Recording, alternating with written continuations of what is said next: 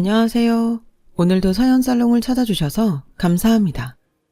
제가 30대 중반이 좀 지난 시절이었어요. 막 결혼한 새댁이었던 저는 지방에서 대대로 농사를 크게 지어온 농사꾼 집안의 둘째 며느리였어요.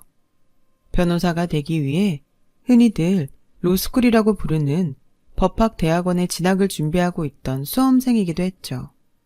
그래서 당시 저는 주변 사람들에게 흔히 받는 질문이 있었어요. 공부만으로 한창 바쁠 시기인데 어떻게 이른 나이에 결혼까지 하게 되었냐고요. 혹시 대대로 농사를 크게 지어온 시댁이 많은 땅과 재산을 가진 알부자이기 때문이었냐고요. 그때나 지금이나 저의 대답은 늘 같았습니다. 시댁의 재산은 시부모님의 재산일 뿐 가난한 집안이었어도 저는 이 집안에 시집을 왔을 거라고요. 제가 결혼을 결심하게 된 이유는 시부모님의 수수하고 순박한 심성에 반해버렸기 때문이었으니까요. 시부모님은 고된 농사일을 하면서도 땀 흘려 수확하는 정직한 보람을 아는 분들이었고 저는 그런 성품의 시부모님을 놓칠 수 없기에 로스쿨 진학 준비로 바쁜 와중에도 서둘러 결혼을 했던 것이었죠. 결혼 직후 지방에 있는 시댁에서 시부모님과 함께 살면서 저는 한동안 무척이나 행복한 날들을 보냈어요. 시부모님은 생애 처음 맞이한 둘째 며느리인 저를 친딸처럼 아껴주었고 저도 로스쿨 진학을 위한 공부에 힘쓰는 한편으로 시부모님을 공경하며 모셨죠. 정말이지 그저 행복에 겨운 날들이었어요. 다만 저에게 단 하나의 근심거리가 있었다면 그건 바로 궁금한 점이 하나 있는데요, 어머님. 궁금한 거? 세상 똑똑한 우리 며느님이 나 같은 농부한테 궁금할 것도 다 있다니? 에이, 어머님도 참. 저야 그냥 책상머리 공부만 해왔지. 세상 이치는 어머님이랑 아버님이 더 많이 알고 계신걸요. 살아온 세월이라는 게 있잖아요. 그건 그렇지. 어디 물어보렴? 내가 해결해 줄 수 있는 궁금증이면 좋겠구나. 남편이 그러더라고요. 저희가 결혼하기 몇 해 전에 아버님이 큰 수술을 받은 적이 있다고요. 그 양반이 뇌출혈로 쓰러진 적이 있긴 있었지. 뇌출혈이요? 너무 신경 쓰지 않아도 된단다. 그때 수술이 아주 잘 돼서 지금은 저렇게 멀쩡하잖니. 농사일이다 뭐다 새참으로 막걸리도 한 잔씩 해가면서 수술이 잘 되었다니 다행이긴 한데 그래도 전 좀 걱정이네요. 뭐가? 아버님 연세도 있으신데 뇌출혈이 재발하지 않으리라는 보장은 없고 그런 상황에서 힘든 농사일을 한사코 노려들지 않는 게 저는 자꾸 마음에 걸리네요. 본인이 좋아서 하겠다는 일을 우리가 무슨 재주로 말리겠니? 그리고 우리 나이 정도 되면 평생 해오던 일 갑자기 손에서 놓아버리게 되면 하루 이틀 사이에 폭삭 늙어버리는 법이야. 그게 세상 술리고 이치란다. 아무래도 그렇겠죠. 그래도 새참으로 드시는 막걸리는 줄였음 싶어요. 건강 생각해서라도. 시아버지의 나이도 나이였거니와 뇌출혈이라는 게 언제 재발할지 모르는 위험한 병이니까요. 그래서 저는 행여 시아버지의 건강에 이상이라도 생기지 않을까 늘 노심초사 챙겼죠. 그러던 어느 날 시댁 상황이 이상하게 돌아가기 시작했어요. 그 이상한 불화의 씨앗은 시댁이 있는 지역에 말단 공무원 하나가 맏며느리로 들어오면서부터 시작되었죠. 상견례 날 처음 마주한 그 사람은 시부모님에게는 맏며느리이자 저에게는 큰 동서 될 여자였어요. 첫인상이 뭐랄까 묘하게 떨떠름하고 쎄한 느낌이라고 할까요? 아무튼 큰 동서를 처음 본 저는 무언가 괜히 막 불안했어요. 마치 미래에 벌어질 흉사를 미리 예견한 점쟁이처럼 말이죠. 아니나 다를까 상견례를 마친 큰 동서가 저에게 은밀하게 묻더라고요. 시댁이 농사 짓고 있는 땅이랑 재산이 꽤 되는 걸로 알고 있는데 몇 평이나 되나? 재산은 얼마나 되고?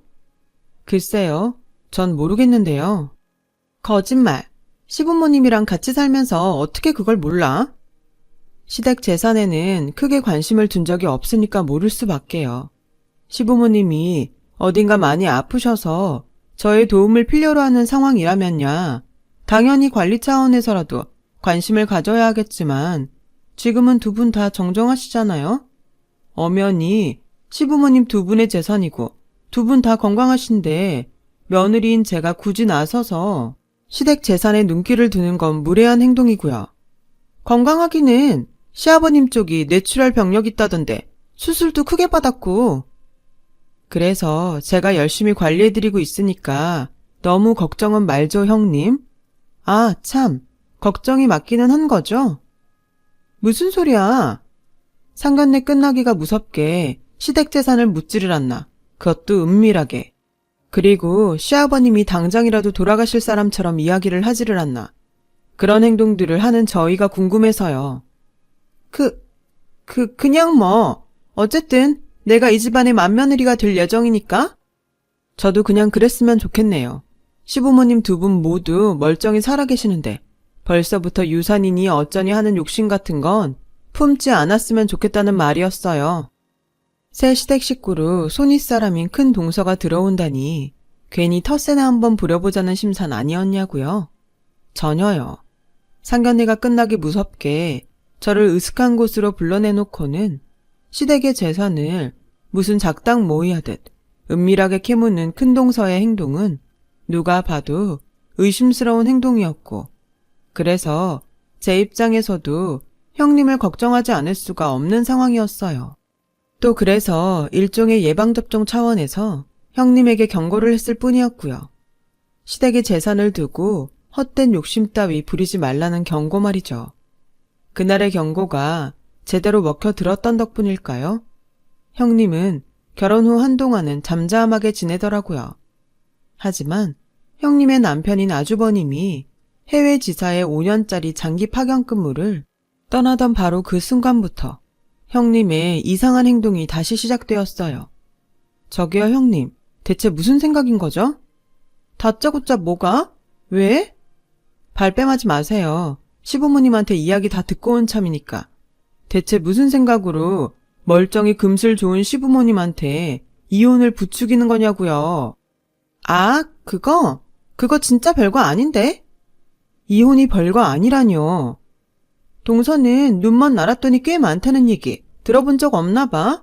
그 눈먼 나랏돈 이 핑계 저 핑계 대가면서 쏙쏙 빼먹고 사는 사람들이 얼마나 많은지도 모르는 모양이고 하기사 평생 공부만 하면서 살아온 샌님이 뭘 알겠냐마는. 그러는 형님이야말로 나랏니라는 공무원이 이래도 되는 건가요? 공무원이 시부모님 위장이혼 시켜놓고 기초생활지원금 받아먹어도 되는 거냐고요. 나랏니라는 공무원이니까 나랏일 돌아가는 걸 누구보다 잘 아니까 그래서 이러는 건데? 그니까 그게 공무원 입에서 나올 소리냐고요. 시부모님 위장이혼 시키고 기초생활지원금 타먹겠다는 건 부당수급이고 부당수급은 엄연히 불법인데 불법이면 좀 어때? 솔직히 그렇잖아? 시댁 재산을 전부 시아버지 앞으로 돌려놓고 시부모님 위장 이혼시키면 시어머니 앞으로 잡혀있는 재산이 한 푼도 없으니까 기초생활지원금을 꽁으로 먹을 수 있는데 그런 기초생활지원금을 안 빼먹을 사람이 어딨다고? 세상에는요. 법이나 양심 잠깐 어기면 큰 이득 볼 수 있다는 거 뻔히 다 알면서도 지킬 거 반드시 지키면서 사는 사람들이 훨씬 많아요. 세상에는 말이야 동서 법이니 양심이니 적당히들 어겨가면서 그 덕분에 챙길 수 있는 이득들 적당히 누려가면서 그렇게 사는 사람들도 많아. 왜? 나 혼자만 정직하겠답시고 버티면 살면서 손해니까. 그리고 불법이거나 말거나 안 걸리면 장땡 아니겠어? 아니요. 방금 그 말에는 절대 동의 못하겠는데요. 시부모님 위장이혼 시키는 것도 동의할 수 없고 불법으로 기초생활지원금 수급받는 건 더더욱 두고 볼 수도 없겠는데요. 맘대로 해보든가. 동서가 이혼하나? 시부모님이 이혼하는 거지? 그리고 기초생활지원금 내가 먹자는 거 아니야. 평생 농사일에 고생하면서 산 시부모님한테 쥐어드릴 생각일 뿐이지. 그 돈 어차피 시부모님이 세금으로 낸 돈인데 누가 뭐라고 하겠어? 큰동서의 이상한 행동은 멀쩡히 금슬 좋게 잘 지내고 있던 시부모님을 위장 이혼시키려고 애쓴다는 것이었어요. 시부모님에게 기초생활지원금을 매달 수급받을 수 있게 해주겠다면서요. 시댁의 땅과 재산들을 전부 시아버지 앞으로 돌려놓은 뒤 위장 이혼을 하면 시어머니 앞으로 잡혀있는 재산이 한 푼도 없으니 기초생활지원금을 꽁으로 먹을 수 있을 테니까요. 저와 남편은 당연히 큰동서와 대립했죠. 시부모님에게 위장 이혼은 결코 해서는 안 된다며 열성적으로 설득했죠. 이제까지 잘 살아오셨는데 사람 일이란 게 어떻게 될 줄 알고요. 시부모님도 처음에는 큰동서의 위장 이혼 제안을 영 꺼림칙하게 여기는 눈치였어요. 하지만 시부모님을 꼬드기는 큰동서의 거짓 효녀 행세와 여우짓은 상상 이상으로 대단했죠. 결국 그게 무슨 말씀이세요, 어머님? 우리 맏며느리 얘기를 자꾸 듣다 보니까 나름 일리가 있는 말이더구나. 공무원이라서 그런가 나라 돌아가는 이치에도 아주 훤하고 맏며느리 하나 아주 잘 들인 모양이야. 결국 위장 이혼을 하시겠다고요? 제가 그렇게 반대했는데도요? 그래, 해야겠다. 그동안 내가 나라에다 억울하게 공짜로 갖다 바친 세금이 아까워서라도 위장 이혼이니 뭔지 해서 기초생활지원금 받아내야겠어. 시부모가 그렇게 결정했다는데 넌 무슨 말이 그렇게나 많니? 형님이 그래요. 억울하게 공짜로 가져다가 바친 세금을 이참에 기초생활지원금으로 돌려받자고? 그랬다면? 아니에요.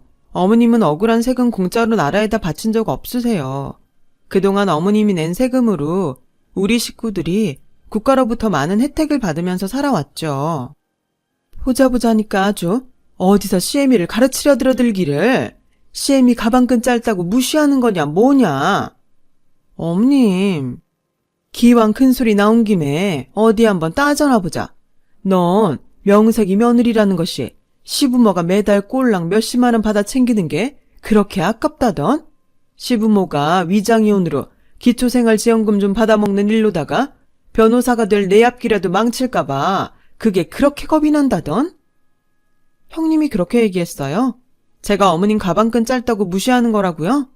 변호사가 될 제 앞길에 시부모님이 방해가 될까봐 걱정해서 위장이혼을 반대하는 거라고요? 그래, 그러더구나. 내 눈에 보이기에도 그래 보이고. 그럴 리가요. 아니에요. 절대 아니에요. 듣기 싫다니까는 그동안 시부모 앞에서 차마 며느리 행세나 해가면서 뒤로는 네 입속만 챙기려고 했던 이중적인 모습을 생각하면 아주 치가 떨려. 무슨 말을 해도 듣기 싫고 더는 꼴도 보기 싫으니 빠른 시일 내에 우리 집에서 나가거라. 지금 그 말씀은 저희를 분가시키겠다는 얘긴가요?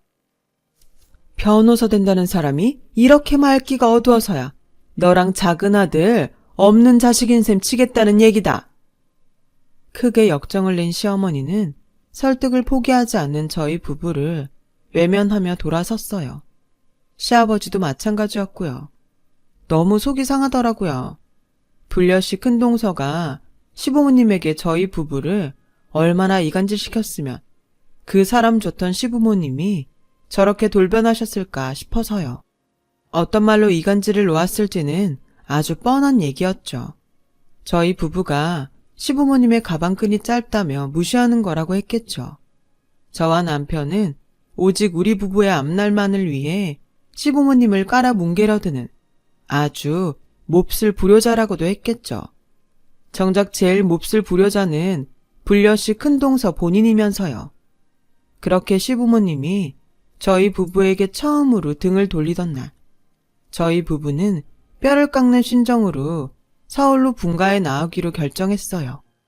뇌출혈 병력과 수술 이력이 있는 시아버지의 건강이 무엇보다 가장 중요했고 걱정이었거든요. 시부모님과 계속 얼굴을 맞대고 살면서 불려시 큰동서로 인한 오해를 바로잡자면 반드시 많은 노력과 이야기들이 오고 가야 할 텐데 그 과정에서 뇌출혈 병력이 있는 시아버지의 혈압이 문제가 되지 않으리라는 보장이 없었으니까요. 저희 부부는 당장은 오해가 억울할지라도 일단 시아버지의 건강을 우선순위로 두자는 결심을 했습니다. 그래서 결심한 분가였어요. 시간이 조금 지난 뒤 저희 부부를 향한 시부모님의 감정이 조금이라도 누그러질 때 형님으로 인한 오해는 그때가 오기만을 천천히 기다렸다가 시부모님에게 조금이라도 충격이 덜한 방법으로 풀어내기 위해서요. 그로부터 약 3년 뒤 저는 마침내 꿈에 그리던 변호사가 되었어요. 결국 로스쿨에 합격했고 끝내 순조롭게 졸업까지 마칠 수 있었던 덕분이었죠. 변호사가 된 저는 어려움에 처한 사람들을 돕는 일에 힘을 많이 쏟았어요. 저희 도움을 필요로 하는 사람들의 거의 전부는 억울한 피해자들이었죠. 그렇게 억울한 피해자들의 구제를 위해 최선을 다하던 작년 어느 여름날, 덜컥 비보가 전해졌어요.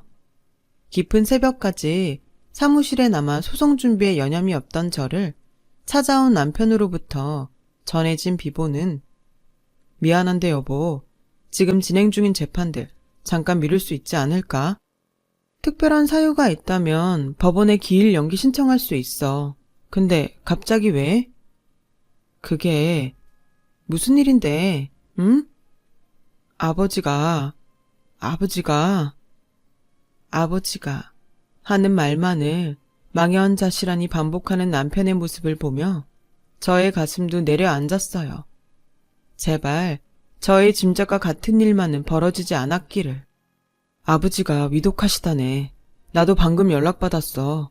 당신이 그렇게 걱정했던 뇌출혈이 재발하셨다더라. 알았으니까 정신 차리고 내 말 잘 들어. 아직 돌아가신 건 아니라는 얘기잖아. 그치? 그러니까 벌써부터 슬퍼하고 그러지 마. 아주버님 외국에 계시는 지금에는 당신이 집안 기둥이야. 내 말 이해하지? 저는 남편의 마음을 다잡아가며 시아버지가 중환자실에 있다는 시댁 근처의 병원으로 급히 향했어요. 시아버지는 저희 부부가 오기만을 기다리고 계셨던지 저희 부부의 얼굴을 마주한 지 몇 시간 만에 결국 임종을 맞이하셨죠. 형님은 시아버지의 임종부터 발인이 끝나기까지 코빼기조차 보이질 않았어요. 해외 장기 출장을 나가 있던 아주버님이야 결국 어쩔 수 없이 귀국을 못했다는 사정이야 충분히 이해가 되었지만 큰 동서는 아니었다고요. 한 동네에 사는 맏며느리가 심지어 상주된 입장인 자가 장례가 다 끝나도록 코빼기조차 비추지 않는 건 분명 선을 넘은 행동인 거죠.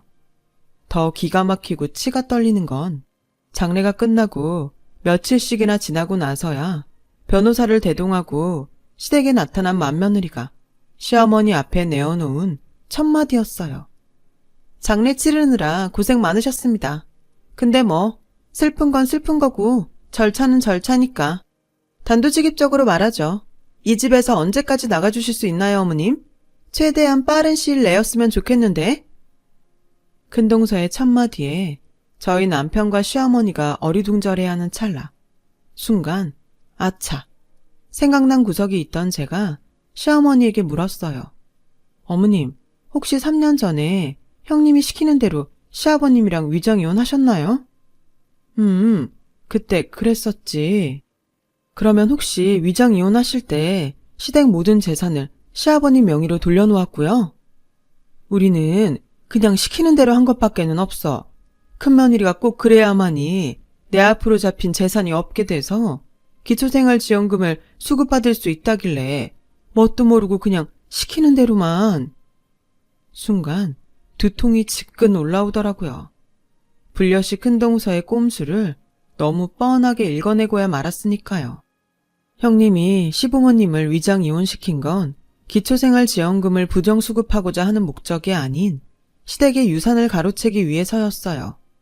그래서 굳이 시댁의 전 재산을 뇌출혈 병력과 큰 수술 이력이 있는 시아버지 앞으로 돌려놓자고 우겨댔던 거고요. 시댁의 전 재산을 시아버님 명의로 해둔 채로 위장이혼을 한 뒤에 시아버님이 돌아가시게 된다면 법적으로 이혼한 시어머니는 유산에 대한 모든 권리를 잃어버리는 것이 될 테니까요. 결국 시어머니는 시아버지의 유산을 불려시 형님에게 빼앗길 위기에 처해버렸고 저는 시어머니를 지키기 위해 형님에게 맞서야만 했죠. 이래서 장례식에는 코빼기도 안 비춘 거였어요. 시어머니와 위장 이혼을 한 시아버지가 돌아가시는 순간 유산을 갈취하려고 했던 목표는 이미 다 이루었으니까 그래서 변호사를 대동하고 나타난 거고요. 상속 집행에 대해서 통보하려고? 어머, 얘 말하는 것 좀 봐. 누가 들으면 변호사라도 된 줄 알겠어? 형님, 아니 이봐요. 뭐, 그렇다면 니까 깨면 어쩔 건데? 세상 결국 서류 노름이야. 시댁의 모든 재산은 돌아가신 시아버지 앞으로 되어 있고 시어머니는 벌써 3년 전에 이혼한 법정 남남이잖아? 당연히 시어머니는 상속에 대한 어떠한 권리도 없고 당연히 친권자인 나랑 내 남편 쪽으로 상속될 유산이고 내 권리 내가 행사하겠다는데 무슨 불만이 그렇게 많아? 하긴 당신은 늘 그랬지. 세상 제일 잘난 척 스스로 몹쓸 사람인 줄도 모르고 삐대는 꼬라지가 말이야. 말 함부로 하지 마. 나 아직 내 손윗 사람이다. 그쪽이나 말 함부로 하지 말죠. 시아버님 재산은 당연히 시어머니 몫이어야 하니까. 내가 그렇게 되도록 지켜낼 거고. 그러자 주변 눈치를 잠시 살피던 형님은 저를 조용히 밖으로 불러냈어요. 그리고는 말도 안 되는 수작을 걸어왔죠. 시아버지의 유산을 큰동서 본인이 다 가져가는 것이 그렇게 정 억울하면 저와 큰동서 둘이서 반반씩 나눠 갖는 게 어떻겠냐는 수작이었어요. 속셈이야 훤했죠. 저희 남편도 돌아가신 시아버지의 아들이자 친권자, 그리고 상속권자였으니까요. 큰동서는 괜한 법정 다툼으로 상속에 지장이 생기느니 차라리 저희 부부의 지분만큼 나누어 줌으로써 장장 3년여에 걸친 유산 갈취 작전을 마무리 지을 생각이었어요. 하지만 저는 당연히 딱 잘라 거절했어요. 거절하는 한편으로 저희 명함을 건네며 사무적인 말투로 선전포고를 날렸어요. 하늘 법무법인 소속 변호사입니다. 시어머님, 그러니까 유복희 여사님의 법적 대리인이기도 하고요. 뭐야? 동서 진짜 변호사 된 거야? 어디서 주워온 변호사 명함 아니고? 진짜인지 아닌지는 법정에서 보면 알게 되겠죠. 당신에게 돌아가신 시아버지의 유산에 대해 어떤 권리가 주어질지 또한 법정에서 보면 알게 될 일이고. 그럼 공판 기일에 뵙겠습니다. 시아버지가 남긴 거액의 유산을 두고 저와 불려시 큰동서는 그렇게 법정 공방을 시작했고 오래지 않아 유산의 거취에 대한 판결이 내려지던 공판날에서야 저희는 다시 만났어요. 시부모님이 3년 전에 이혼한 사이라는 증거를 가지고 있는 큰동서는 무척이나 의기양양한 눈치였지만 저에게도 비장의 카드는 있었죠. 그 비장의 카드는 바로 존경하는 재판장님, 본 변호인은 고인과 유복희 여사의 이혼이 당사자 간의 자유의사를 심각하게 침해당한 채로 강요된 합의이며 당사자들에게는 이혼의 의사와 이혼 부부로 살아온 사실, 일체가 없음을 주장하는 바입니다. 이를 증명하는 증거로서 원고 측과 맏며느리인 피고인 사이에 지난 3년간 통화 녹취록의 일부를 제출합니다. 이 있습니다. 사전에 협의되지 않은 증거일 뿐더러 오늘 재판의 본질은 고인의 유산에 대한 상속 권리가 유복희 여사에게 있느냐 없느냐를 따지는 것이지 3년 전 노부부의 이혼에 대하여 다루는 재판은 아니기 때문입니다. 아닙니다. 본 변호인의 주장은 노부부의 이혼이 무효임을 밝히는 동시에 이혼이 무효이니만큼 고인의 유산에 대한 제1상속권자는 맏며느리인 피고인이 아닌 유복희 여사라는 주장입니다. 따라서 지난 3년간 원고 측과 피고인의 통화 녹취록을 증거로 채택하기를 바랍니다. 그러자 잠시 생각에 잠긴 판사님은 이내 제가 준비한 통화 녹취록을 증거로 채택했고 제가 준비한 통화 녹취록이 재판장에 흘러나오기가 무섭게 불려시 큰동서는 사색이 되고야 말았어요. 그 통화 녹취록은 큰동서가 시부모님에게 위장 이혼을 종용하던 당시부터 꾸준하게 녹음되어 왔던 녹음 파일이었거든요. 당연히 통화 내용 중에는 시부모님에게 반드시 시댁의 전 재산을 시아버지 앞으로 돌려놓은 다음에 위장 이혼을 해야 한다며 반쯤 강요하는 큰동서의 목소리가 고스란히 들어있었고 덕분에 재판은 아주 싱겁게도 저희 승리로 돌아오나 싶었죠.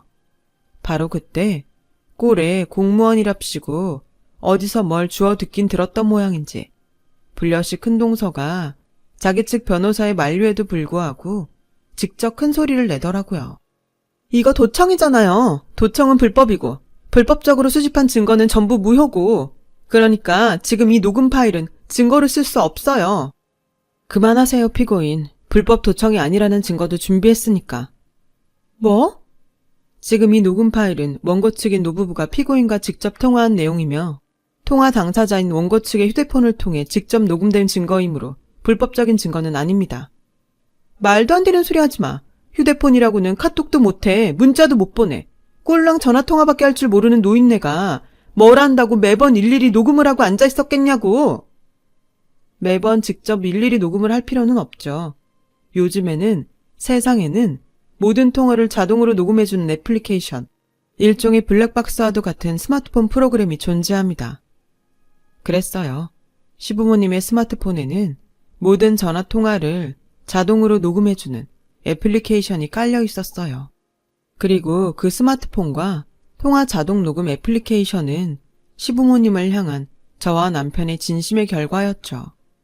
과거 시댁으로부터 분가에 나오던 날, 저희 부부는 형님이 행여라도 순박한 시부모님을 등쳐먹으려 들지는 않을까 하는 걱정을 품고 있었고, 만약 그럴 경우 증거를 남겨두기 위해 시부모님에게 최신형 스마트폰을 선물하며 시댁을 떠났어요. 그 애플리케이션을 스마트폰에 설치해 둔 채로 말이죠. 사실 저와 남편 또한 그 애플리케이션을 까맣게 잊고 지내고 있었거든요. 큰동서와의 재판을 준비하던 도중에 기억이 났던 거예요. 증거로 가져올 수 있었던 거고요. 증거의 위력은 대단했어요. 법정이 시부모의 이혼이 당사자의 자유의사가 심각하게 침해된 채로 강요된 이혼이라는 저의 주장을 진정으로 인정했고, 그 결과 법원으로부터 이혼 취소 판결을 받아낸 시어머니는 시아버지와의 법적 부부관계를 수복했으며 시아버지의 유산에 대한 최우선의 권리는 당연하게도 법적 배우자인 시어머니에게 돌아갔거든요. 무척이나 뿌듯하고 무척이나 싱거운 승리였죠. 그렇게 재판은 전적으로 저와 시어머니의 승리로 마무리되었지만 저는 거기서 끝낼 생각이 없었어요. 사랑하는 시부모님에게 흉악한 욕심을 들이밀었던 불려시 큰동서가 법적 도덕적 응분의 대가를 치러야 옳다는 생각이었거든요. 그래서 재판에 승리하고 법정을 떠나며 그 여자에게 두 번째 선전포고를 날렸어요. 유감이네요. 장장 3년이 넘는 시간 동안 욕심을 부려왔던 유산을 한 푼도 가져갈 수 없게 되어서. 너 내가 이대로 가만히 있을 줄 알아? 두고 보자고. 마지막에 웃는 사람이 누군지. 그럽시다. 마지막에 웃는 사람이 누구일지 어디 두고 보자고요. 참고로 힌트 하나 주자면 이제 겨우 유산 관련 재판 하나 끝냈을 뿐이야. 이혼 소송은 아직 접수도 안 했고 공무원으로 계속 일할 수 있을런지 모르겠네. 지금 이 정도 부당행위면 공무원직 파면 충분히 당하고도 남을 테니까. 수포로 돌아간 유산 갈취로 인해 가뜩이나 분기에 차있던 그 여자가 악에 바쳐 악다구니를 쓰고 있는데 제가 연락해두었던 아주버님이 나타나셨어요. 자신이 외국에 있는 동안 큰동서가 벌였던 만행들을 전부 알게 된 시아주버님은 곧장 이혼 소송을 접수했어요. 그 이혼 소송의 시아주버님 측 법적 대리인, 변호사는 저였어요. 그제야 사태를 파악한 그 여자가 바지가랑이를 붙들고 한 번만 살려달라며 애걸복걸하거나 말거나 제가 이혼 소송을 접수하면서 불려시 그 여자와 악연은 종지부를 찍었답니다. 이혼 소송은 저의 예상 그대로 소송이라고 부르기도 민망할 만큼 아주 쉽게 끝이 났어요. 그토록 욕심을 냈던 시아버지의 유산을 한 푼도 가져가지 못했고 시아주버님에게 거액의 위자료를 포함한 이혼까지 당했을 뿐더러 공무원의 자격마저 파면당했거든요. 시어머니는 유산 관련 재판에서 승리하던 날 저와 저희 남편에게 한때나마 등을 돌렸던 일에 대해 진심으로 사과했어요. 저와 남편은 그런 시어머니를 꼭 끌어안아드렸고요. 그럼에도 시어머니는 한때나마 저희 부부에게 등을 돌렸던 일이 두고두고 죄스러운 모양인지 전보다 저를 훨씬 많이 아껴주세요. 그 은혜를 앞으로 어찌 다 갚아야 하나 싶을 만큼 사랑을 베풀어 주시죠. 그리고 저는 오늘도 변호사로서 최선을 다해 살아나가고 있어요. 변호사가 되어 세상에 던졌던 억울한 피해자들의 편에 서겠다는 출사표를 반드시 지켜나가 보겠습니다. 저의 생이 모두 끝나는 그날까지요. 여러분, 사연 댓글에 응원과 현명한 조언 부탁드려요. 좋아요와 구독은 저에게 큰 힘이 됩니다. 오늘도 좋은 일 가득하세요.